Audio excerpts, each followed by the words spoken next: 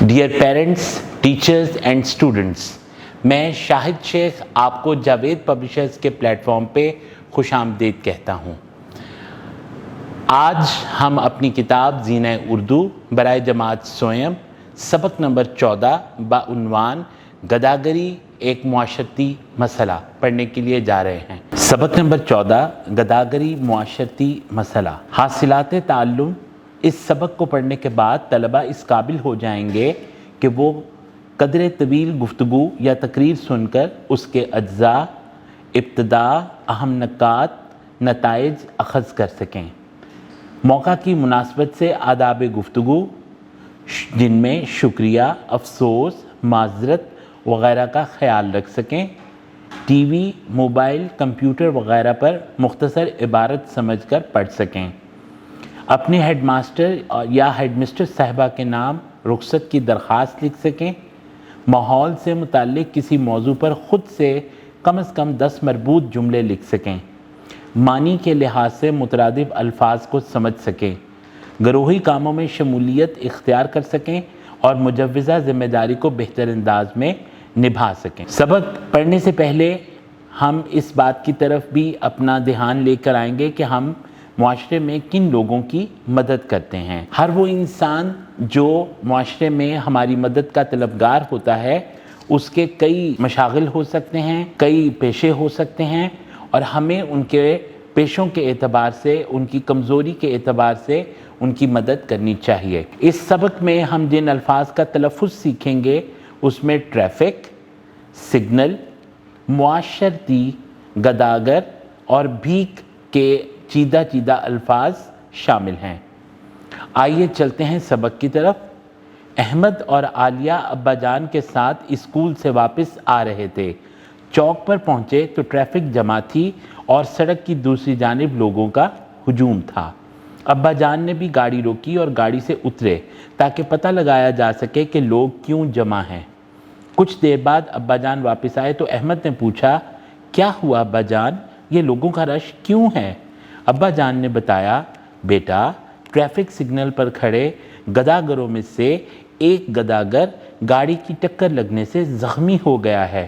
لوگ اسے ایمبولینس میں لے کر جا رہے ہیں، اس لیے لوگ جمع ہیں۔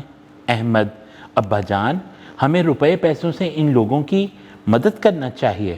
ابا جان، بیٹا صرف مستحق لوگوں کی مدد کرنا چاہیے۔ عالیہ، ابا جان مستحق لوگ کون ہوتے ہیں اور ہمیں ان کا کیسے پتہ چلے گا؟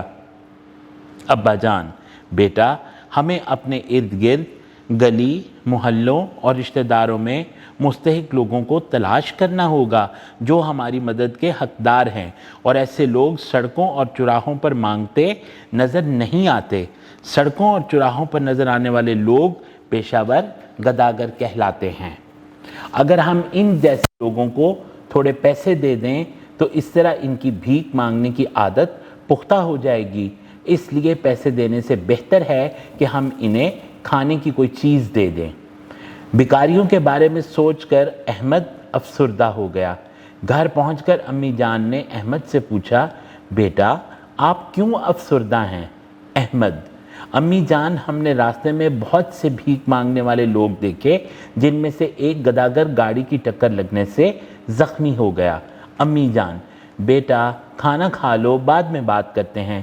کھانا کھانے کے بعد امی جان نے دونوں بچوں کو اپنے پاس بلایا اور کہنے لگیں، بیٹا گداگری ہمارے معاشرتی مسائل میں سے ایک اہم معاشرتی مسئلہ ہے۔ عالیہ، امی جان معاشرتی مسائل کسے کہتے ہیں؟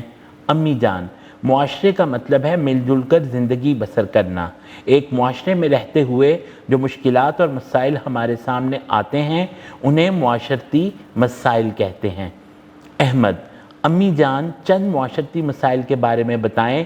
امی جان، بچوں سے مزدوری کروانا، مہنگائی، بے روزگاری، صحت و صفائی کی بری حالت اور جہالت، یہ سب معاشرتی مسائل ہیں۔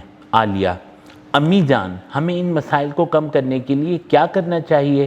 امی جان، بیٹا ہم میں سے ہر ایک کو اپنی ذمہ داری پوری کرنی چاہیے، اپنی اور اپنے ارد گرد کی صفائی کا خیال رکھنا چاہیے، اپنے ملک میں نافذ تمام قوانین کا احترام کرنا چاہیے، حقدار کو اس کا حق ملنا چاہیے، اپنے ارد گرد کسی دوسرے کی مدد کو ضرورت ہو تو اس کی مدد کرنا چاہیے۔ دونوں بچوں نے امی جان کا شکریہ ادا کیا اور کہا امی جان ہمیں معاشرتی مسائل کا پتہ چل گیا ہے، ہم بھی ان باتوں پر عمل کریں گے اور ان مسائل کو حل کرنے والی ساری باتیں اپنے دوستوں کو بھی بتائیں گے۔ امی جان نے دونوں بچوں کو شاباش دی۔ ویڈیو دیکھنے کا بہت شکریہ، اپنا بہت سا خیال رکھیں، جڑے رہیں بولتی کتابوں کے ساتھ۔